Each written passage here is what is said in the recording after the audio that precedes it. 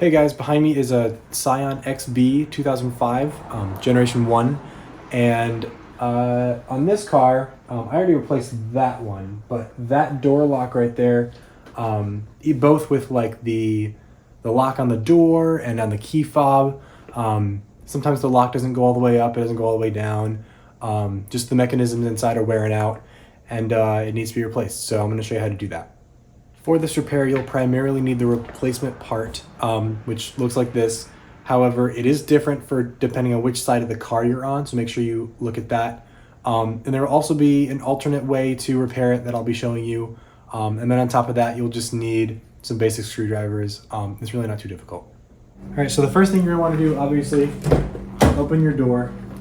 Car's in unlocked position. So you gotta take off this door panel here. There's a screw inside right here, and there's a screw right here at the handle.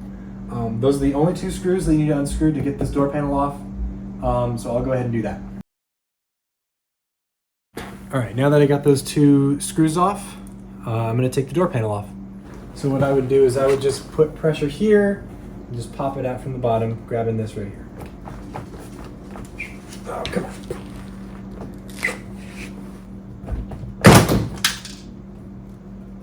Like that. Okay, sometimes it can be a little finicky, a little difficult, especially if it hasn't been off before. But anyway, this popped out. It's just a clip. It's not broken. That actually goes up right here. So we'd be removing this anyway, but just make sure you don't lose any clips or anything. Make sure you find them. All right, now we're ready to take the door panel off. So then what you're going to want to do, this is a super easy piece to take off. It's just, again, clips. Take this at the top, pull it out, just like that. And then you're going to take this out. And now you're ready to take it off. So this is free like this, and then you're just going to want to pull straight up. There it is. All right. As you can see, it'd be helpful to have someone help you with this, but as you can see, we've got these wires here. These are just for the control switches for your windows and your locking, as well as a speaker switch here. So what you can do is you can unplug these. There's a little switch on the back of these that you just, well, more like a pressure thing. You push down, you can take them out. Boom.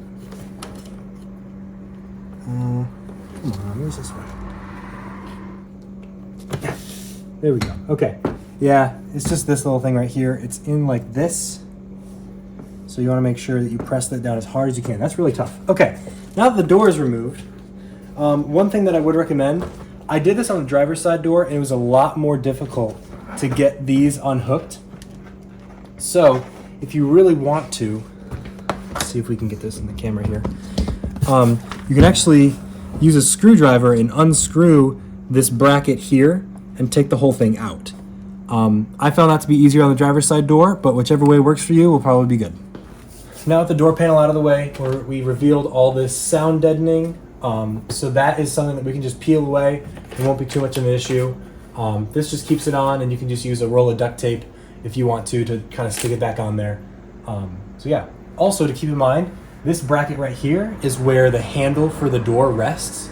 So before putting it back on, make sure you bend it back up a little bit so that the handle will screw in correctly.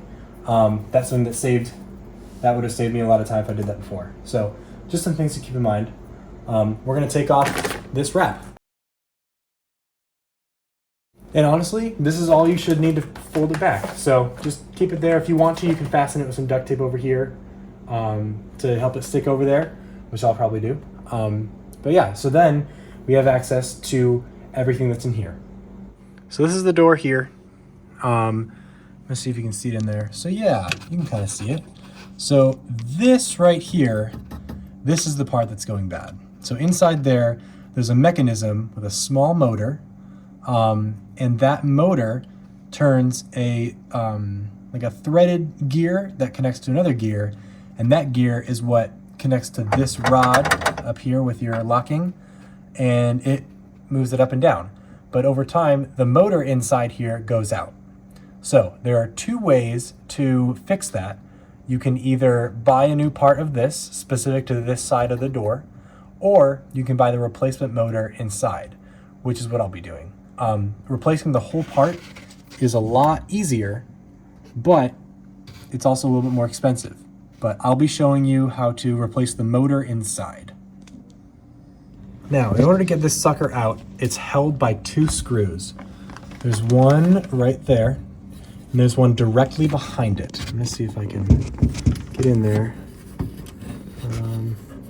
Yeah, you can see it right there. And then it plugs in right there. There's a little switch, one of these sides, I think it's on this side. But I leave it plugged in when I take it out, just so it doesn't drop into the door. So I'm gonna go ahead and do that. This is the screwdriver that I was using before.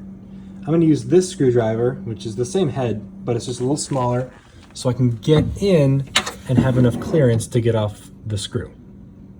So I'm gonna go ahead and do that.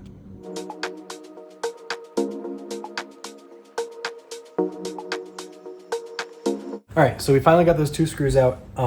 They're a little difficult just because of the angle. Sometimes you got to put a little bit more pressure and make sure you're turning it the right way, obviously, or else they're not going to come out. They look like this. Note the two washers on them. Make sure you don't lose those. I'm just going to put those with my screws. And now this just pops out. So this comes out like this. And at this point, you're going to take this here, push down, come on, and unplug it. So this is what that piece looks like. I'll put a link to both the driver's side and the passenger side in the description. But I don't have the spare of this, so I'm going to show you how to replace the motor inside. All right, so this is that piece right here.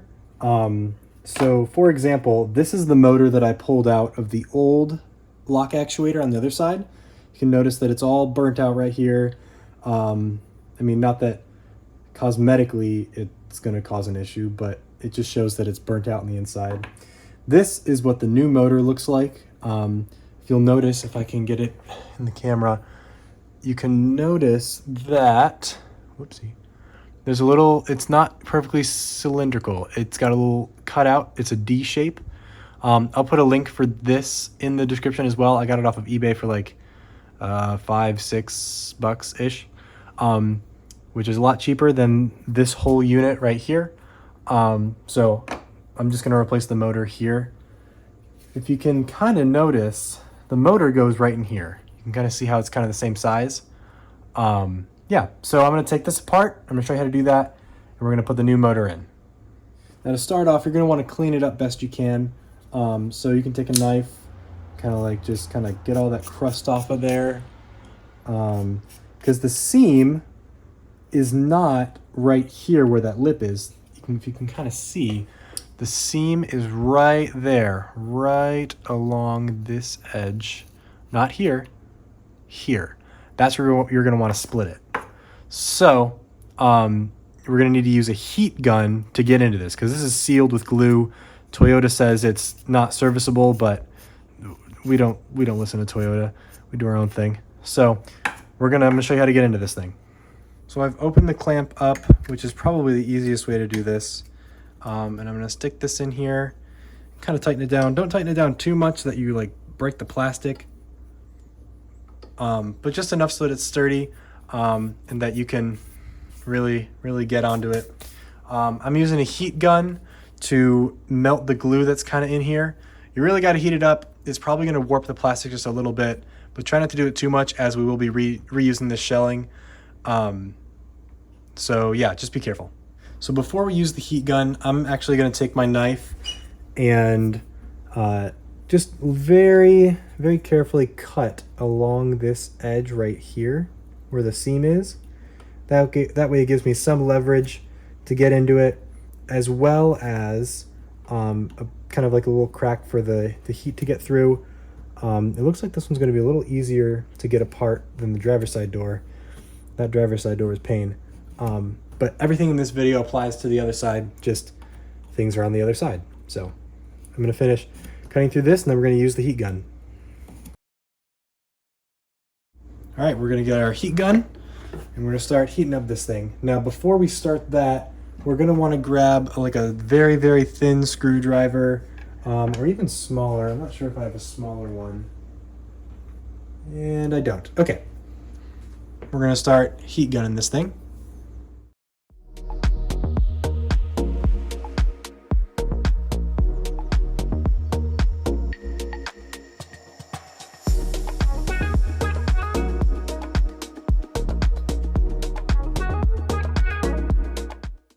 I want to take a break and show you guys. So as you heat this up, this gets really, really soft. But you just got to be patient with it. It's a mix of taking it and twisting it and prying it.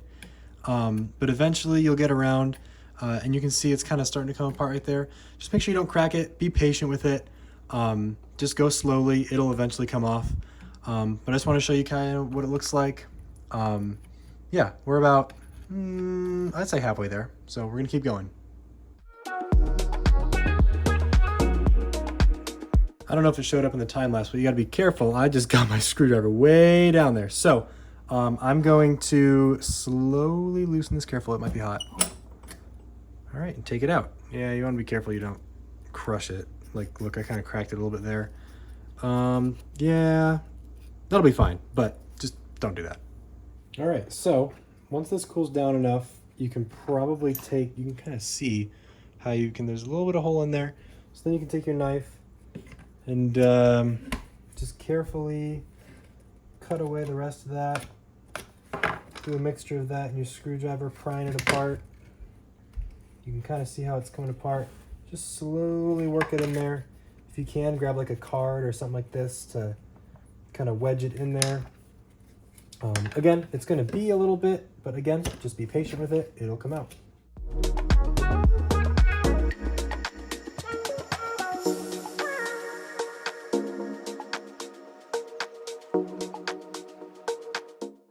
All right, so now it'll come off. You can see this old motor right here. You can see all the black on it. It's burnt out. Be careful when you're heating it up that you don't end up heating up this gear. I'm going to see if that is what I did in this case, and we're going to see if we can clean it up. So in order to get this out, usually I just take a little pry bar, something like this. It doesn't have to be a pry bar. I just kind of go up under this little pin right there. And I take it and I come on. Yep, boom, pop it out like that. So this is gonna come out, and there you go. So on this, there's a little head right here. You can see how there's like some little, I don't know, tips on it, not a complete circle. These things right here and here. Make sure when you put those back in, that they're facing up like this. That prevents this from spinning out and then pushing that out of the socket. So make sure when you put it back in that these little tips right there are facing up and not down.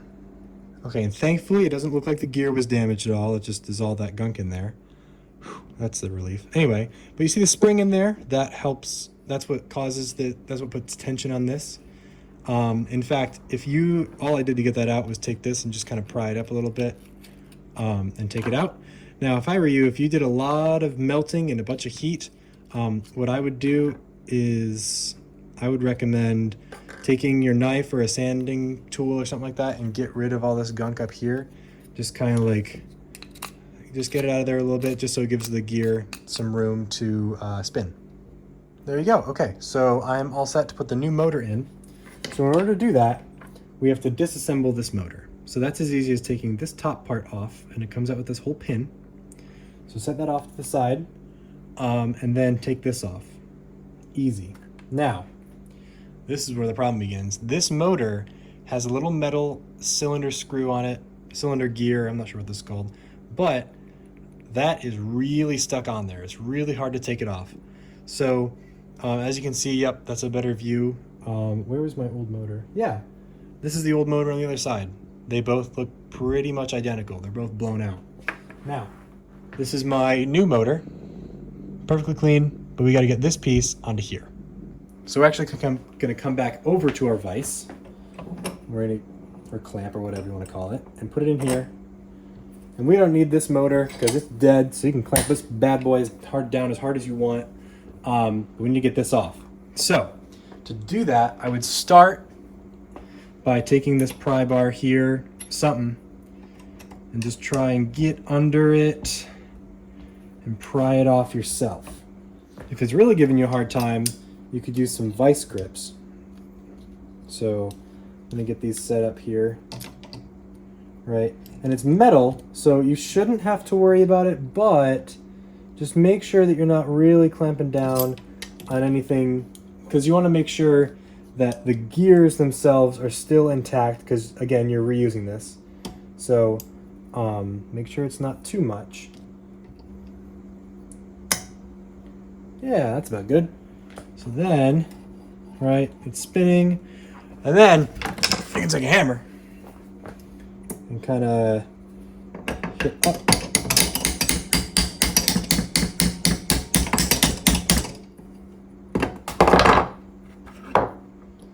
You can maybe get some up. Or you can drop your tools, that works too. Or you can get over here. It's just gonna be a while to get this thing off. It just really does not like to come off. Make sure you don't snap it either, because that would be bad.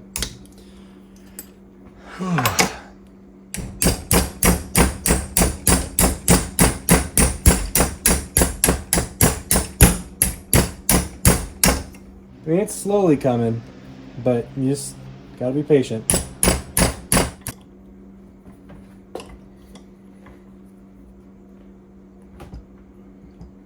Oh. Okay, and then go find it when it launches somewhere. All right, thankfully it didn't fall behind the table that I'm working at, but we're gonna take this gear, find our motor. Oh, that's the bad motor. There we go, that's better. And you're gonna take this and just stick it on the top. You're gonna take it like that, and it's gonna be difficult to get on, not nearly as difficult as it was to get it off. But usually what I do is I just tip it upside down and just slightly tap.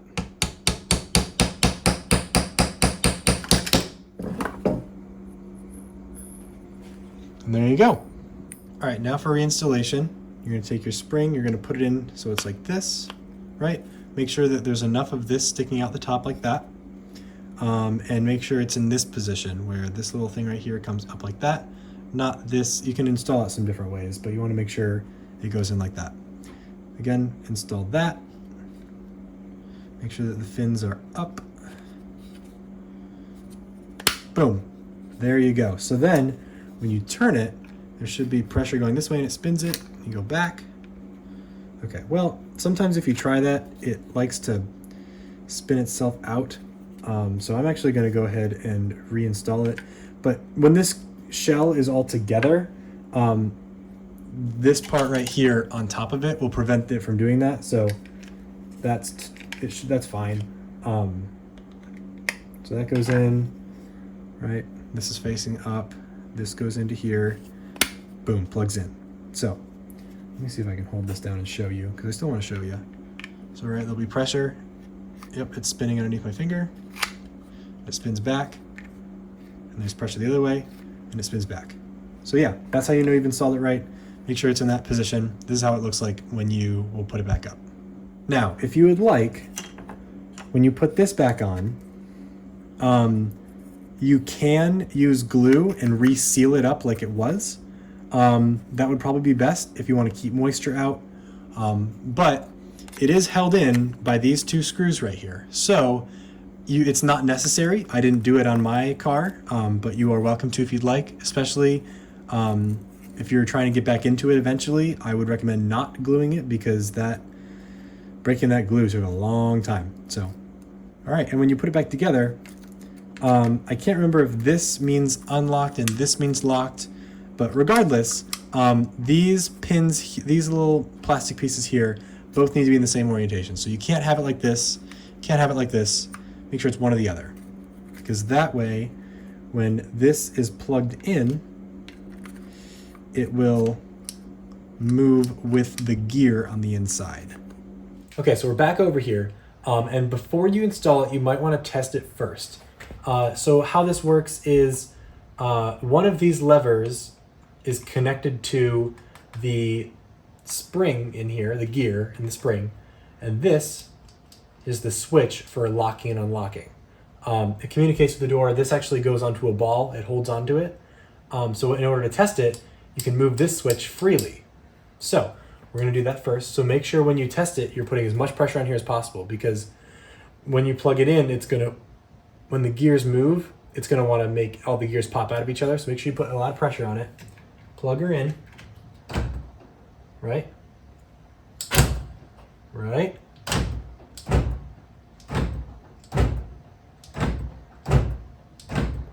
It works. So we know it works. So now we're going to put it back in. This is going to be the difficult part, because there's nothing holding this together except for the screws that we're going to put back in. And when we're going to put it in, we're going to put it in exactly the way we got it out. So it'll go in kind of like this and screw in to the holes. Okay, just as a quick reminder, you're going to want to plug it in back to where the holes were. So one of the holes are kind of on this metal bracket right here. Right up here, you can kind of feel it. Let's see if I can, there we go. Yeah, like right there. And the second one is down here. It doesn't look like it from the video, but they're kind of at an angle. So this one is closer to the camera and this one's a little further away. So what you're gonna wanna do is screw, well, what I would do actually is I would put the screws into the mechanism first, which I'll show you, and then line it up and screw it in. So, for example, this is gonna go in like that. So that means the screws need to go in the back here. In there. And in there. Right? And it's going to hang in there like this. Boop. So earlier I was talking about a ball that these little white things hook onto. And I'm going to show you where that is once I find it. It's right there. That's what controls, that's how that communicates with the rest of your car. So I'm going to show you how to line that up and get that in there well. So the easiest way to do this is to take this, put it both down like that, and take it and put it right over the ball. You're just going to take it and push.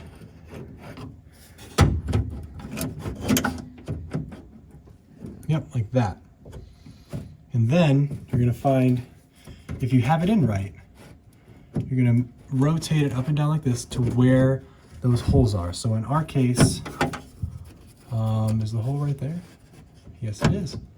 I'm just going to move it a little further. Oh, okay. There we go, right there. And then you're going to take your screwdriver, and I'm going to screw it in very carefully at first, just to make sure it doesn't drop. Should go in pretty smooth at first and then get tighter.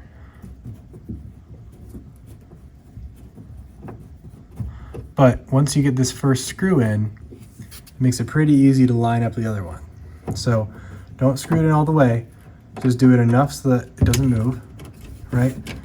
And your second one, yep, right there.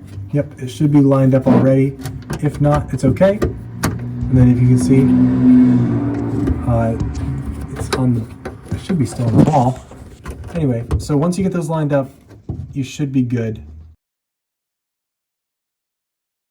All right, and with that now installed, we take this and we plug it in. Make sure it clicks. Boom. Now, if this for some reason gets kind of screwed up, just make sure it goes back to what it was. Okay, the ball was in fact not on. So when I go to lock and unlock, this doesn't move at all. So something's caught and I'm gonna end up taking it all out and reinstalling it. So hang tight.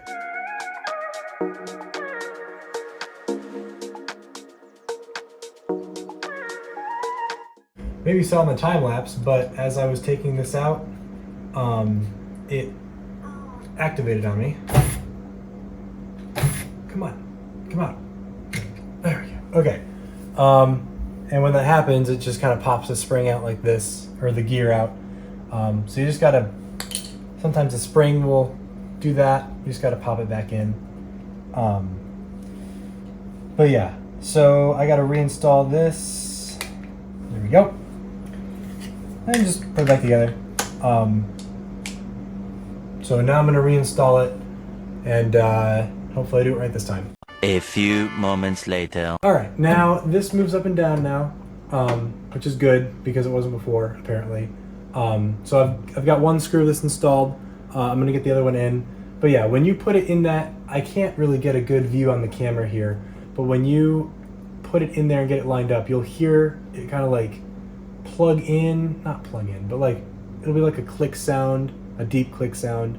And basically that square white latch will go over the ball, and that little like more sticking out white piece that plugs into like this little pocket for it, and that's what this is attached to.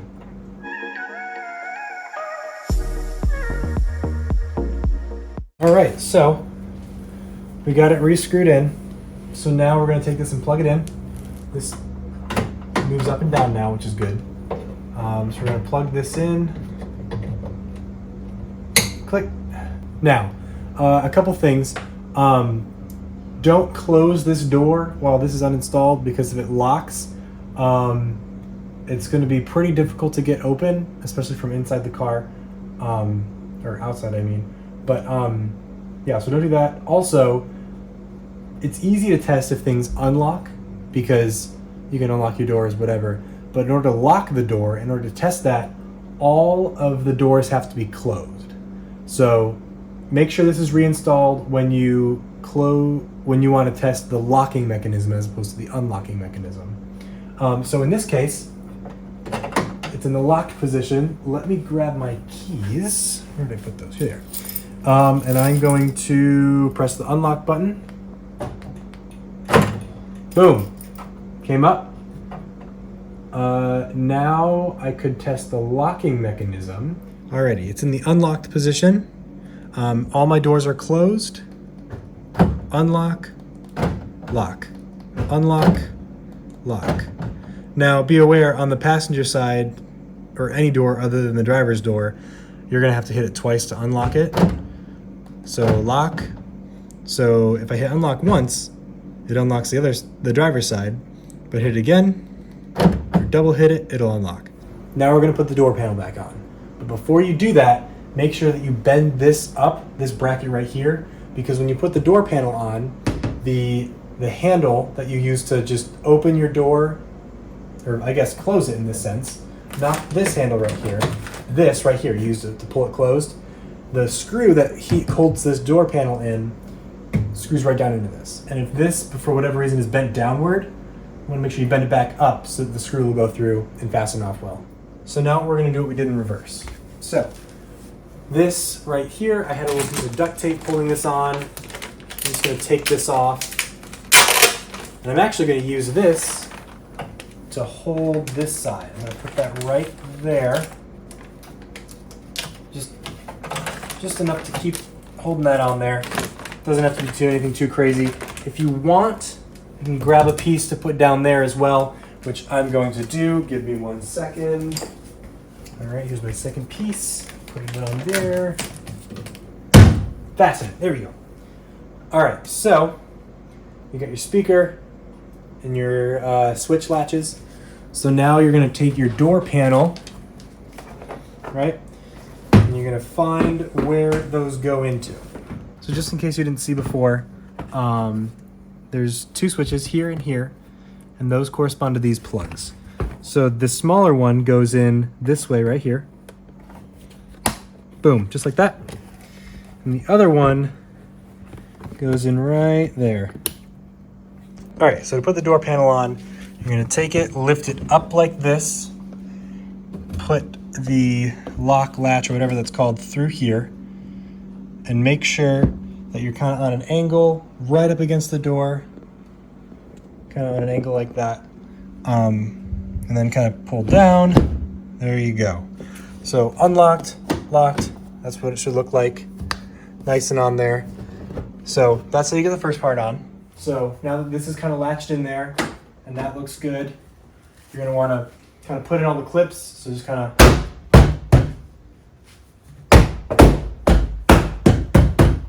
make sure all those going well.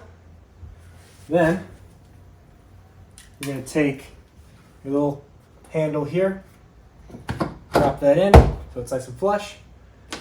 And then you're gonna take this piece here, slide it in like that. Boom, then press it up against there so it's a clip.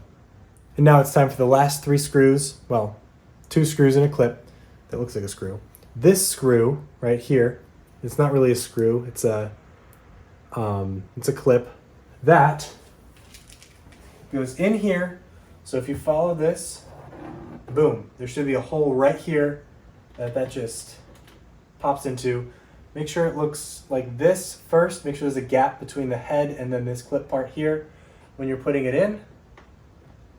Come on. And then once it's in, just press the whole thing in and it should seal up nice. Then you can take your screwdriver, grab your screw, and if you bent your bracket back, the hole should be right there. Screw that in, and then you're gonna screw this one in here. All right, and once everything's installed, it should kind of look how like it was. And then you can shut your door, right? Lock it, unlock it, lock it, unlock it. You get the gist. Alrighty, and that's how you change the door locks on your Scion XB. Yeah, just make sure that if you're changing the motor, be careful when you're heating it up. Don't melt the inside plastics, just the outsides. Be patient with it. It'd be easier to buy just the whole mechanism, but I like cheaper things. Again, I'll put links to everything in the description. But yeah, thank you for watching. Hope it helps.